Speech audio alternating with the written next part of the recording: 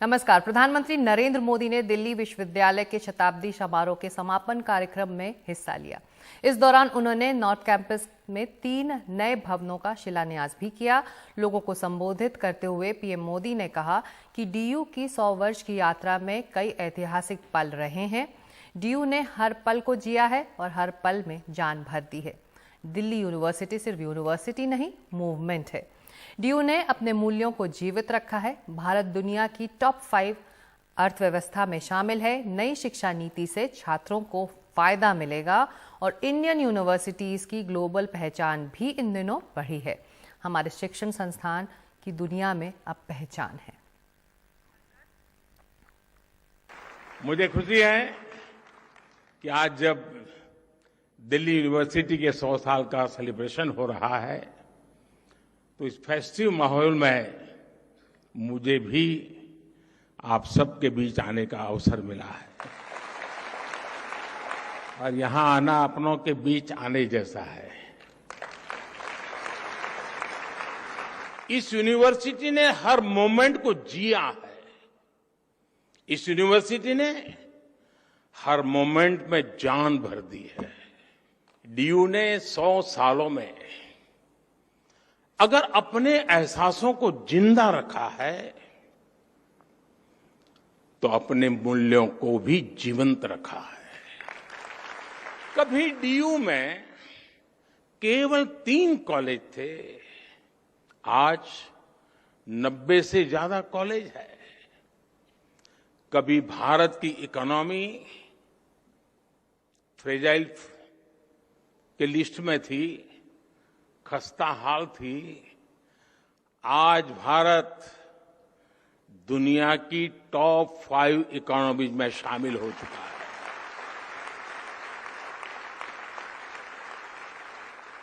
आज डीयू में पढ़ने वाले लड़कों की तुलना में लड़कियों की संख्या ज्यादा हो गई है।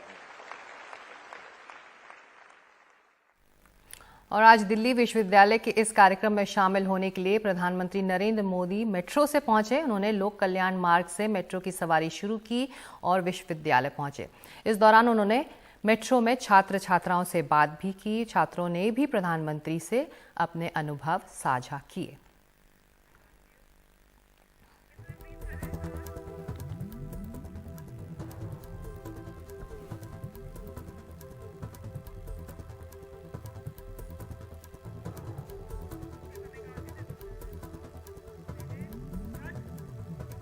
तो इन तस्वीरों में आप देख रहे हैं प्रधानमंत्री मोदी कुछ छात्र छात्राओं से मेट्रो में आज सुबह बात कर रहे थे। इन्हीं में से कुछ छात्र हमारे साथ अब जुड़ रहे हैं। नंदिनी जैन है लक्ष्मीबाई कॉलेज की, वो इस वक्त हमारे साथ स्टूडियो में है। नंदिनी, बहुत शुक्रिया वक्त निकालने के लिए। लंबा दिन रहा आपके लिए और कैसा अनुभव रहा, क्या बातचीत हुई? हमारा अनुभव बहुत ही अच्छा रहा। पहले तो हमने सोचा ही नहीं था कि हमें ऐसा मौका मिलेगा कि हम प्रधानमंत्री जी से मिल सकें, उनके आमने सामने बैठ सकें और उनसे अपने अनुभवों के बारे में बात कर सकें। क्या बात, बहुत हंसी मजाक चल रहा था, क्या बात हो रही थी? सबसे पहले तो जब हम आए उन्होंने हमारा स्वागत किया मुस्कुराकर और हमसे पूछा कि आप सब लोग दिल्ली से ही हैं या बाहर से हैं, क्योंकि प्रधानमंत्री जी को नॉर्थ ईस्टर्न बच्चों के लिए और जो बाहर से पढ़ने आते हैं बच्चे दिल्ली के बाहर से, उनके लिए बहुत विशेष प्रेम है, तो वो उनको बहुत सपोर्ट करते हैं। तो मेरी एक फ्रेंड है, हमने जाते ही उनको गमछा पहनाया था as a matter of honour और उसके बाद उन्होंने हमसे पूछा था कि दिल्ली यूनिवर्सिटी में आपका अनुभव कैसा रहा, मतलब पढ़ाई कैसी है, और मतलब बहुत हंस खेल कर बात की। हमें ऐसा एक पल के लिए भी नहीं लगा कि हम प्रधानमंत्री जी से बात कर रहे हैं। बिल्कुल एक आम इंसान की तरह बात की हमसे, जैसे वो हम में से ही एक हैं। तो आपने क्या पूछा? आपने कुछ सवाल किए उनसे या कुछ सवालों के जवाब आप चाह रही थी जिसका जवाब आज आपको मिला? हाँ जी, मैं बहुत लकी हूँ कि मेरी जिज्ञासा वहाँ पर समाप्त हो सकी।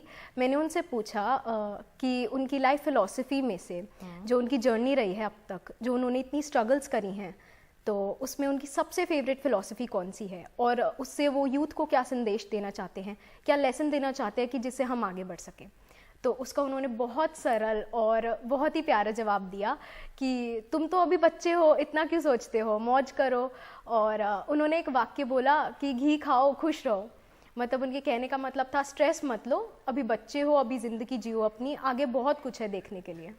तो ये बताइए कि आप जो आपने तैयारी की थी, क्या जैसी उम्मीद थी कि मैं प्रधानमंत्री से मिलूंगी या फिर ये मौका है मेरे लिए, एक लाइफ टाइम वो है, अपॉर्चुनिटी है, तो वो आज शाम तक होते होते वो जहन में वो घर कर गया कि हाँ आज मेरी मुलाकात हो गई प्रधानमंत्री से। आज तो पहले हम लोग बहुत ही ज़्यादा एक्साइटेड थे और मैम हमें बल्कि समझा रही थी, मैम का बहुत सपोर्ट रहा जो हमारे साथ थी, कि आप लोग अपनी एक्साइटमेंट को एक तरफ रखना और प्रधानमंत्री जी से अपनी जिज्ञासा एक तरफ रखना। मतलब ऐसा नहीं हो कि आप अपनी एक्साइटमेंट के चक्कर में उनसे पूछना ही भूल गए। तो हम सभी बहुत ही उत्सुक थे उसके लिए। तो मैं बहुत लकी हूँ कि मुझे सबसे पहले प्रधानमंत्री जी से हाथ मिलाने का मौका मिला, उनके लेफ़्ट साइड में बैठने का मौका मिला और उनसे सबसे पहले बात करने का मौका मिला। आप कॉलेज में आपका सब्जेक्ट क्या है?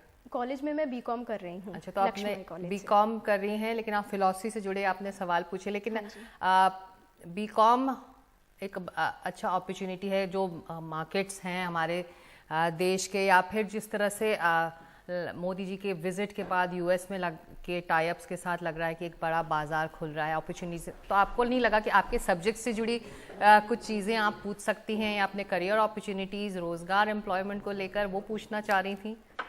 एक्चुअली सबसे पहले मैंने वही सोचा था, पर वहाँ पर ऐसा था कि बच्चे बहुत थे और हम सभी चाहते थे कि हम सभी की जिज्ञासा वहाँ पर पूरी हो, तो सभी हमने डिसाइड किया हुआ था कि मौका मिलना चाहिए, तुम ये पूछना, तुम ये, मतलब सब बहुत घुल मिल कर रहे। तो आपके कुछ और दोस्त भी हमारे साथ अब स्टूडियो में होंगे, तो हम लौट रहे हैं नंदिनी के साथ इस चर्चा में, और साथ ही कुछ दूसरे और सहयोगी नंदिनी के हमारे साथ होंगे। तो आप बने रहिए एनडीटीवी इंडिया के साथ और देखते रहिए एनडीटीवी इंडिया।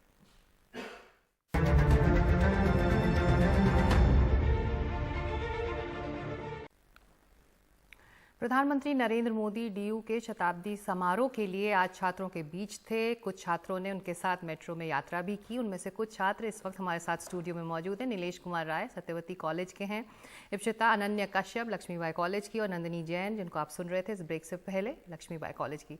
आप दोनों का स्वागत है, इप्सिता और नीलेश। ये बताइए कि आपको सारे सवालों का जवाब मिल गया या कुछ सवाल बाकी रह गए और लग रहा था कि और वक्त मिल जाए तो मैं और भी पूछ लूँगी कुछ?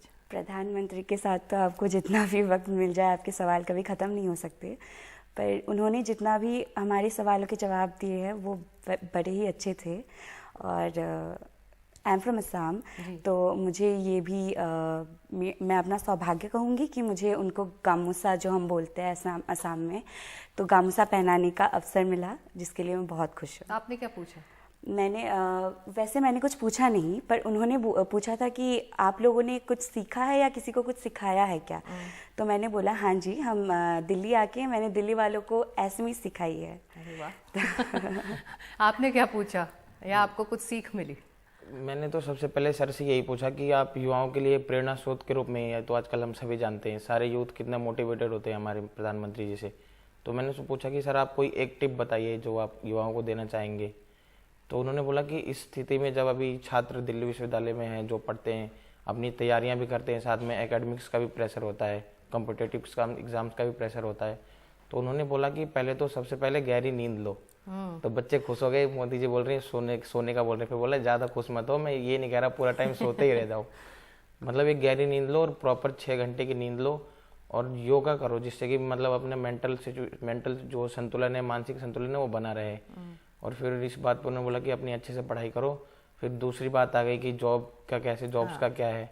उन्होंने बोला अभी हमारी जो न्यू एजुकेशन पॉलिसी आई है उसमें हमने स्किल एनहेंसमेंट कोर्सेज ऐड किए हैं, वैल्यू एडेड कोर्सेज ऐड किए हैं। उसके तहत हम लोगों को, मतलब जो छात्र हैं उनको इस बारे में अप्रोच करें कि वो जॉब सीकर की जगह जॉब क्रिएटर बने।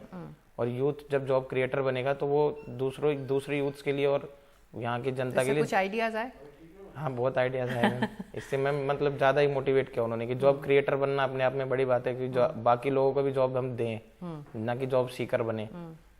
तो ये जो बात आपने की, जो आपकी बातचीत हुई अनन्या, क्योंकि मैं नंदिनी से भी पूछ रही थी कि आप लोग युवा छात्र हैं, आगे करियर है, प्रोफेशन है, क्या करना है लाइफ में, आप उस तिराहे पे खड़े हुए हैं आप तीनों।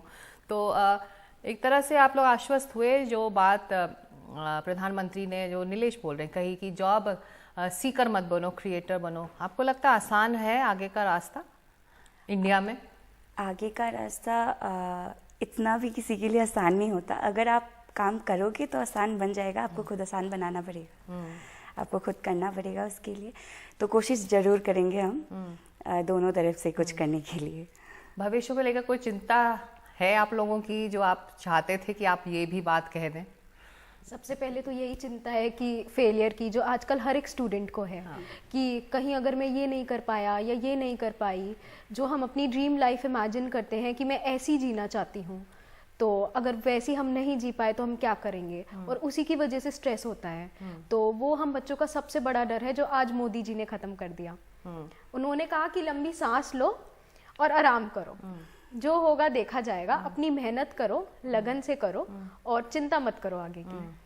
तो जो आप लोगों की बातचीत हुई मेट्रो में, बहुत इनफॉर्मल बातचीत हुई, आप लोग खुश नज़र आ रहे हैं, लेकिन नेताओं का आमतौर पर बहुत सीरियस बातें करते हैं। तो आपको लगता है कि एक तरह से इस तरह की बातचीत से भी या एक रीचिंग आउट से भी एक अश्योरेंस मिलती है युवाओं को? जी मैम, युवाओं को मैम ऐसे फैमिलियर लग रहा था, जैसे हमें लग ही नहीं रहा था कि हमारे बीच प्रधानमंत्री जी बैठे हैं। ऐसा लग रहा था कि हमारी कोई परिवार के ही बड़े लोग बैठे हैं, ऐसे हंसी मजाक। और ऐसे ही किसी लड़की को बोला कि तो खाना वाना अच्छे से खाया कर, हमें बोले कि तुम्हारे दिल्ली यूनिवर्सिटी का घूमने वगैरह का क्या है, मेट्रो में घूमते हो, तुम्हारे नॉर्थ कैंपस में चाय वगैरह, वहाँ भी सर ने अपने भाषण में भी बोला था। तो ऐसा ज़्यादा फेमिलियर लगा। और उनके व्यक्तित्व के बारे में तो सभी परिचित है, हमेशा पॉजिटिव ऊर्जा का संचार होता है। आज तो हम शौक थे, वैसे भी ज़्यादा खुश थे तो इतने सवाल आ नहीं रहे थे। पर अब ऑब्जॉर्व कर लिया कि मुलाकात हो गई है और फोटो खिंच गया। असम से बहुत फोन है, बहुत ज़्यादा। फोन की लिस्ट भरी पड़ी है अभी तो। हाँ? अभी भी आ रहे हैं? मम्मी पापा बहुत खुश हो गए, सब लाइव देख रहे थे पूरा। चलिए, तो आप लोगों के लिए आज का दिन यादगार रहा। उम्मीद करते हैं जिस तरह से उन्होंने आप लोगों को मोटिवेट किया है और जिस तरह से आप लोगों को एक तरह से रास्ता दिखाया है कि आगे भविष्य कैसा हो, जॉब सीकर नहीं, जॉब क्या क्रिएटर बने आप लोग। तो चलिए, ऑल द बेस्ट आपके फ्यूचर के लिए। बहुत शुक्रिया, आप लोगों ने वक्त निकाला, लंबा दिन था आप तीनों के लिए, बहुत शुक्रिया। तो आज NDTV इंडिया में आज इतना ही, लेकिन खबरें जारी रहेंगी, आप देखते रहिए।